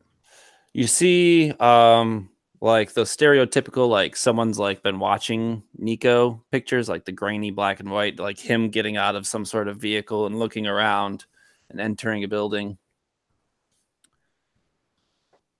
Azorius is a good cover, some would say. Be mindful of that one. He Saying knows- he's sorry. No, go ahead. You saying he's working for them Demir boys? It's unconfirmed at the moment, but in my experience with the Azorius, the more headstrong operatives tend to have something to hide. Fair enough. We'll keep an eye on him. Very well. I will expect a report at some point in the future, should you make contact with him again. Who knows? Small city and all that. He laughs. Indeed. It seems as if the city just simply isn't big enough for all of us. No. All right. Is that all the business that you need to address to me today, or do I have any more tasks for it to be carried out? I need you to do something for me. This is out of character. I need you to roll. 1 second. Sorry. I need you to roll a. Fuck. I need you to roll a D10. Add anything? Actually, no, a D12. I'm sorry. No, just standard D12. 7.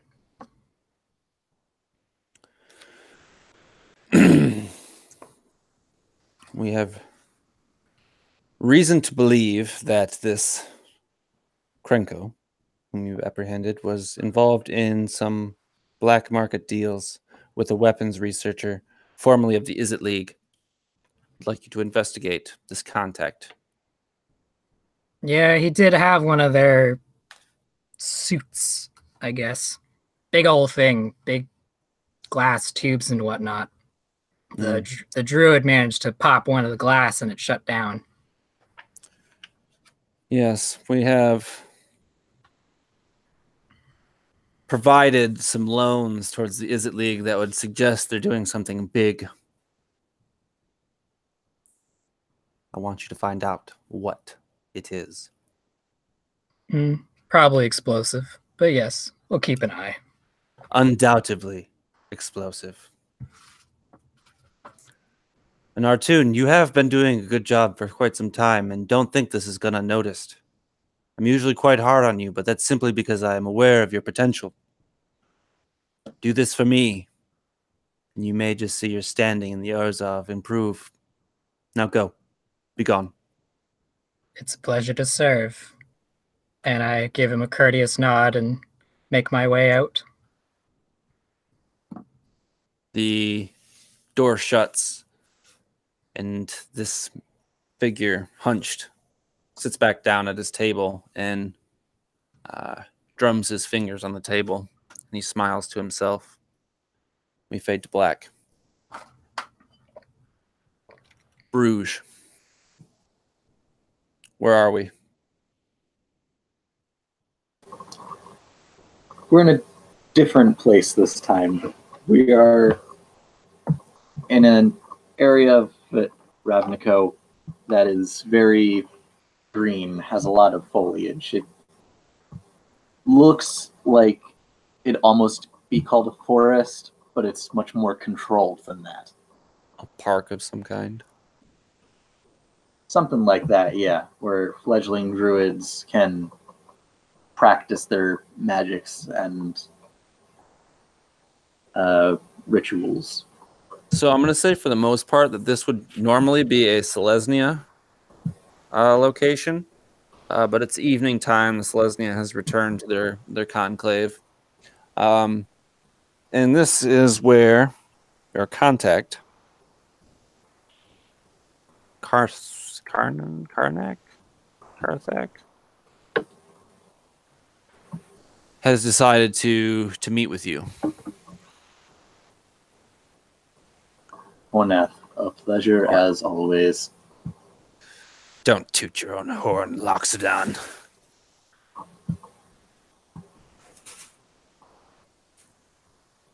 I guess I shouldn't be too hard on you. That promotion I received was well deserved. Bruges rolls his eyes. Yes, of course it was. And you would do good to remember that.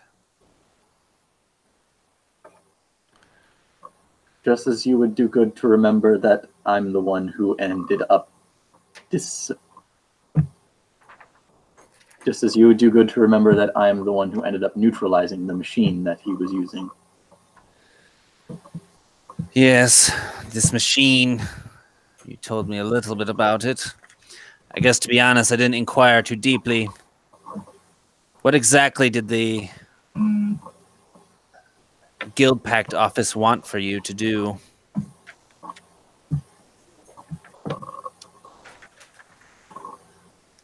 After we apprehended him and brought him to the meeting site, we were told to hand him over. And that is what we did, after some delegation. Handed him over to the Azorius? They were unmarked. It was a man named Nastius, the Dulcan.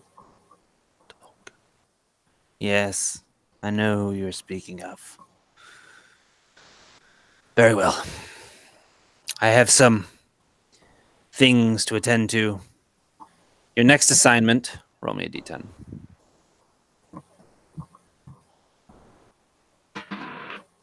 Four. It would seem as if someone in the Izzet League has moved into the Undercity, moving in on Golgari turf where they don't belong, invoking strange experiments.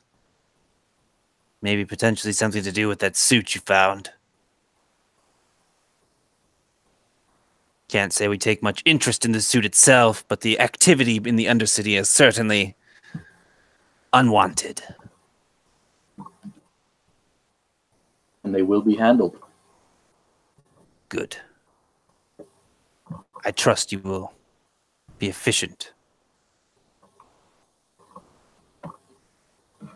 Yes. Or else your reputation will be on the line. No, not mine. Yours. All the glory, but none of the punishment. Such as fitting in the chain of death. Tell me, Bruges, before you leave, how's your sister? How's she doing? From the letters I received from her, she is doing quite well for herself. Ranking even higher than you are in her guild of choice. He looks at you with a scowl. Have you spoken with her? Not face to face in quite a long while. You do best to keep it that way. And he also hands you like a handful of pictures. This time, the same grainy quality, but of your sister.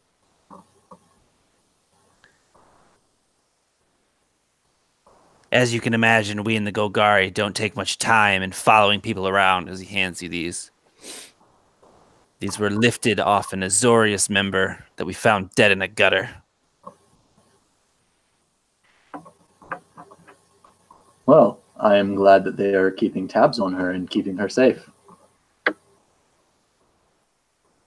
Well, with the context in which we found this body, it's somewhat presumable that perhaps they're not keeping eyes on her to keep her safe.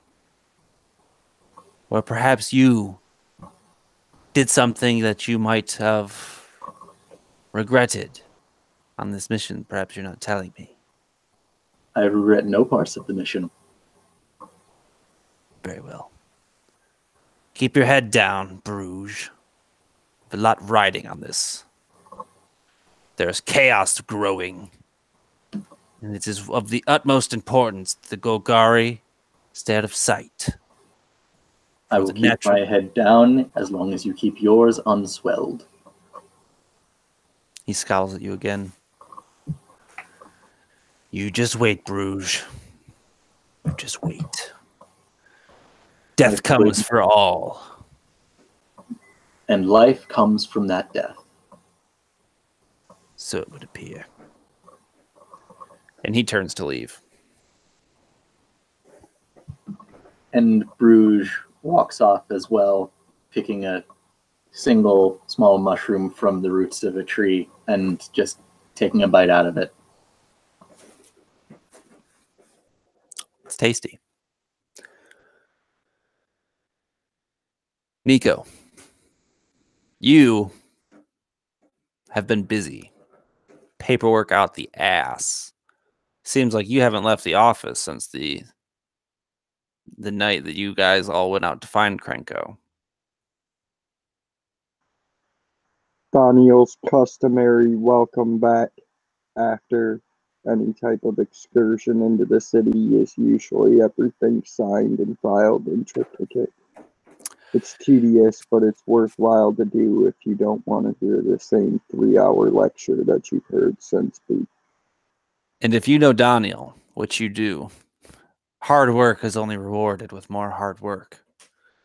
Though sometimes that hard work requires a cramp in the hand. You're signing you're doing your paperwork. You in triplicate signatures, dossiers, explanations. When Daniel comes to you at your desk in your office in the Azorian Senate itself, the guild hall. Nico, my boy, I cannot say what good work you did the other day. Thank you, Commander. As you know, it seemed a little uncouth for the Azorians to lose someone in their apprehension. I'm glad you were able to bring him back. Couldn't let it be out there in the city word that we couldn't control our prisoners. Well, the only reason I even bring it up and his face drops is we haven't found him. We don't have him. He never showed up this morning. There's a one-word explanation for that, Daniel.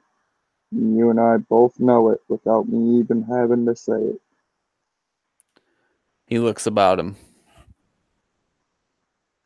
I have another test or quest for you. I guess he wouldn't say quest. Objective. I'm at the Senate's disposal, as always. Roll me a d12.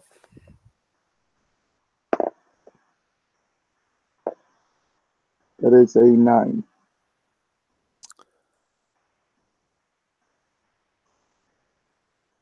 We need to know where he went. Who's helping him? This is out of the Azorius. Maybe it's inside the Azorius. You need to find out. I think your ladder's closer to the accurate description of what's happening than anything else. If this goes up the chain like I believe it does, how hard and how fast do you want me to play this, Commander? Well, we're already playing it pretty close to the chest. I'm trusting you on this one. This one's off the books. Understood. He hands you a dossier. You open it. And inside is the picture of one Nassius Ven. What do you know about Mr. Taz? His name's common throughout the streets. Links to the underworld here and there. Nothing concrete as of yet. Put my network onto it to see what I could tally up. Good. Try and keep it as hushed as possible. This name, as you said, has been brought up quite frequently lately, and unfortunately, My contacts are unable to put a face to the name. Order, Nico. Order keeps the balance. Rules, laws, order. We must obtain and uphold this order while the Guildpact is gone. You understand. Of course, Commander. With chaos, nothing else becomes complete. Exactly. We're still on for dinner tomorrow. As always, you know I'll be there at the Rusty Cauldron waiting as always. Excellent. I do enjoy our conversations. Maybe fancy a game of chess this time. Yes, I think that'll be quite nice. Keep your head low. And he Always. walks away. Did you go speak with your other contact? That would be what transpired that evening as I left to go have dinner with Shay, who's another one of my contacts and a friend of mine who works higher up the levels of the Senate than I could ever possibly hope to achieve. I'm a lawman, she's a lawmaker. There's a difference between the classes of us. We can be friends, but never anything more. So I would, as customary, whenever I came back from traveling, I'd go to have dinner with her. But in regards to making my way to that normal spot that we would eat, I'd come across that oh so knowing graffiti scrawled across the walls telling me where and when. You slip down a corridor. The time is now. The place is here. The alley gives way. Actually, no. The alley stops in a dead end, and this is, of course, no surprise to you. Your secret signet that you carry on you. You flash it. The magic radiating from it is a low frequency, but enough to open the door. The bricks slide aside, revealing a small passageway that leads down into the sewers. You've got some time before dinner. You know this may take a minute. You head down deep. You know you pass through the Undercity, far below the sewers. This journey takes you the better part of 30 minutes is just walking down and down and down. The trickle of water from a leaky pipe somewhere has has left some of the steps wet, so you're careful in your descent. And you are approached by your contact. Good evening, Aga. Greetings, Nico. It seems as if your endeavors were successful. To a varying degree. Depends on who you're speaking with. Well, I'm speaking with you. Well, then I would consider it partially successful.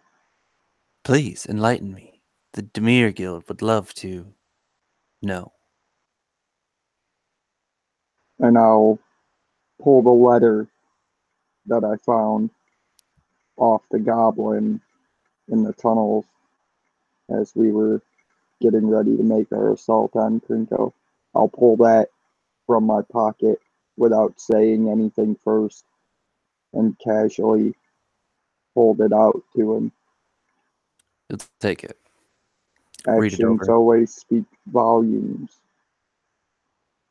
A shit-eating Cheshire grin sprawls their face. It is very good that you received this. Or rather, took it. I can imagine no one seeing. You know me much better than that, Aga. Ah, yes, of course. One of our more, what is the word? Successful operatives within the Azorius Senate. You also know the price for someone as capable as I am. And she slides you a bag of 20 gold. That I do.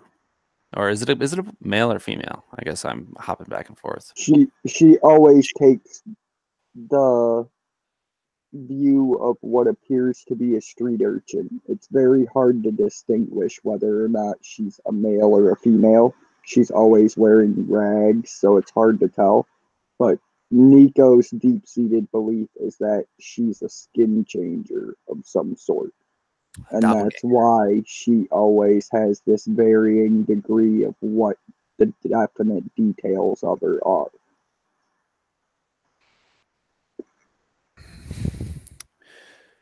What do you know of the Rakdos? I know what everyone knows. They're chaos incarnate. They're useful in their means, but if it doesn't mean pain, they're no longer useful. Did it seem out of place to run into a Rakdos down in the sewer? I'm sure the sewer itself was not the apropos. Of course. They would not be there unless guided. They would not be anywhere unless guided. You're as smart as ever. She takes the letter and she rips it to pieces.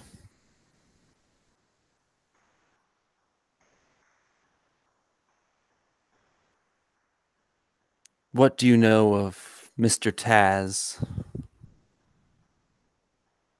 I know he's beginning to force his way around and make his presence felt, all still with a measure of anonymity to his name, which is impressive in this city.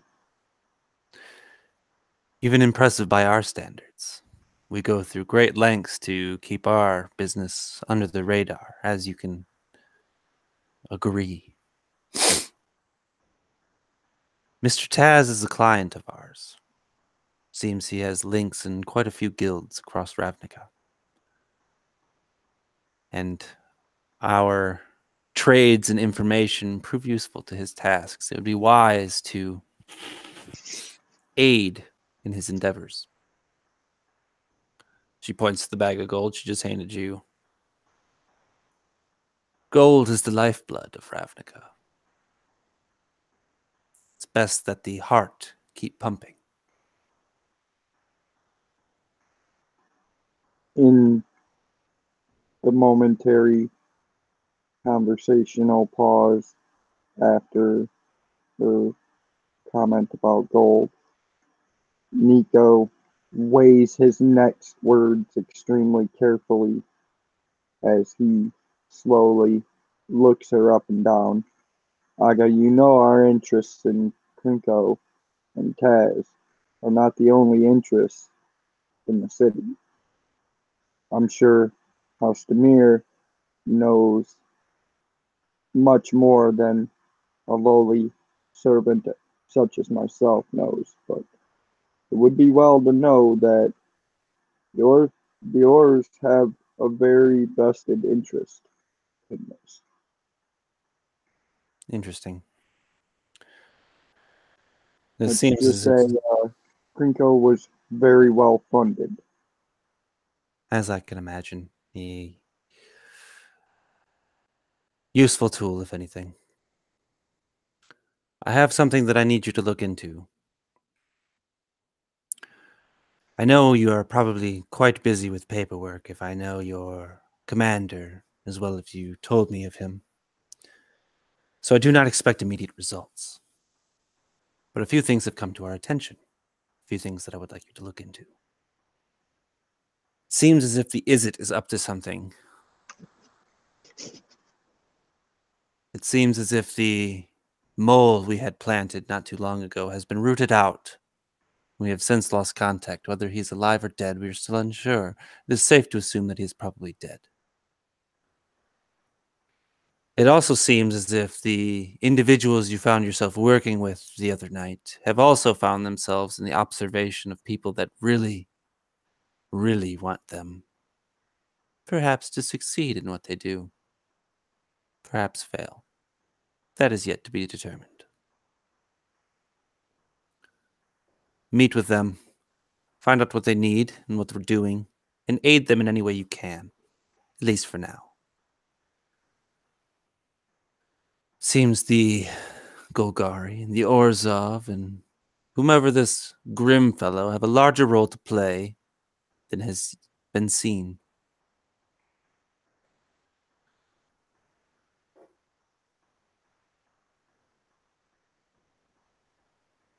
I believe soon enough, Mr. Taz's presence will be felt by all of those in Ravnica, not just those who hear his name. I believe everyone should be prepared for that day. And she motions to her head and closes her eyes and pulls at her temple, and a strand of white light emerges from her temple, a ribbon. You are aware of what this is. This is a thought stream ribbon. She has essentially uses encode thoughts on herself, and she hands it to you.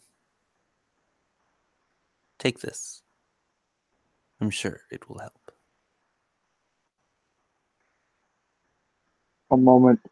A momentary glimpse into your mind always does, Aga. Only what I let you see. Now I must go. Tell your courtly friend I said hello. I need a favor, Aga. As she's like turning to leave, you've piqued your curiosity. You're not one to ask for favors. What is it?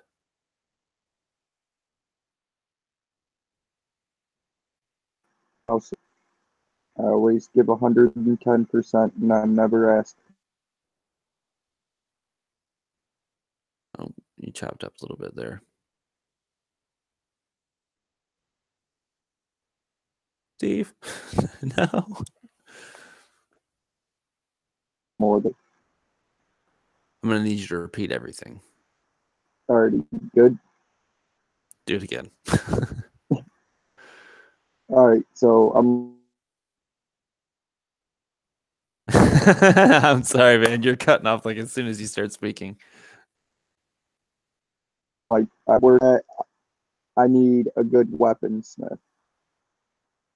Okay. That's doable.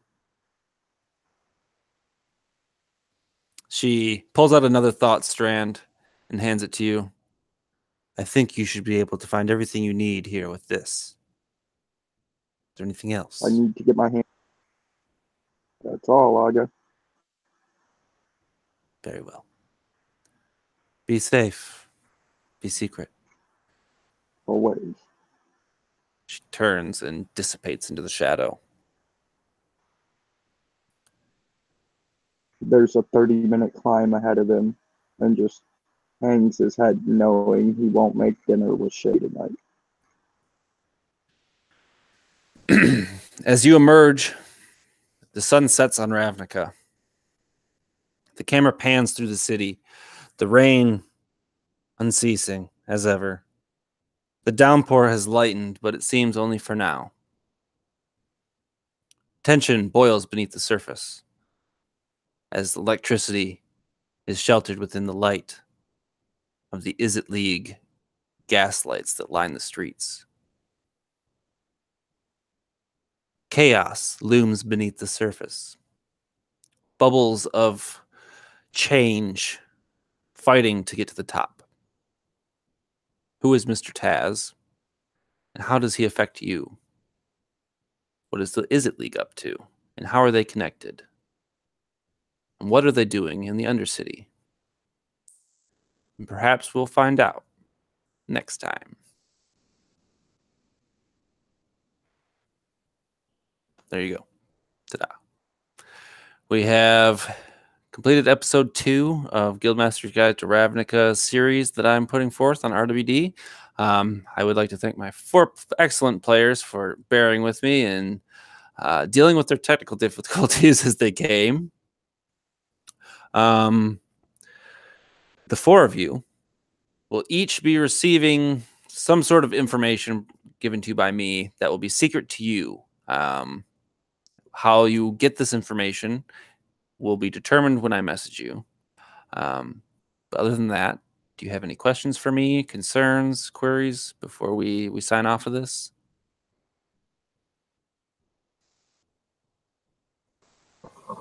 make sure to check out the Absolute Tabletop Facebook group where you can meet all 5 of us. Connor beat It's me true. to it. It's true. I'm there. We're there most all the time. You'll see interest posts. There's a challenge going on right now, so maybe wait like a week. No, get in on the challenge. Don't Get hesitate. in on the challenge post. Don't listen to Connor. He's crazy. All right, Cameron, we're calling you out. Hey, it's me. It's Cameron. If you wanna keep watching me chop up people, tune in next time and go on to Absolute Tabletop, where you can find all kinds of fun things like Hip Hop Hoppity, Get Off My Property, and other frogs. Exactly. All right, signing off. Connor, take us home. Thanks everyone for watching. If you want to go check out everyone else's channels, they're down in the tibbity bap below. And if you don't, just stay here, keep watching things, and enjoy yourself. Or some variation of what we're doing. Steve. Again, great time as always. Anytime you want to get a hold of any one of these gents, go right ahead. Fantastic people to game with, and can't wait for the next session. Likewise. Zach. My dog is gonna start yipping here in a second, but that's all right. I did want to say, if you want to see me and Connor at this again, every Sunday we play in a game called Curse on Dice on my channel, Geeks on Dice. We try every Sunday. We try on every Sunday. We've missed like a month now. So what you can do is follow me on Twitter at YZackY, and I will announce when we're gonna actually have a game. What you can do is you can PM Connor himself and berate him. You can do that too. Send me all of your hate. That would be greatly helpful to me and all the players who keep saying, "Come on, Connor, it's okay. We know you have a life outside of gaming, but you know." No, unacceptable. Unacceptable. So that's it for me. But yeah, as always, check out the Absolute Tabletop official RPG group if it has not been said enough already. Yes, absolutely. 100% go find the best place on the internet. It is absolutely tabletop. Literally. I'm Baron. I run the YouTube channel RWD Gaming, where you will find this fucktastic video. Check out my live plays. There's 33 of them now, so we're getting up there. Yeah, guys, thanks for playing, and you will catch us next time.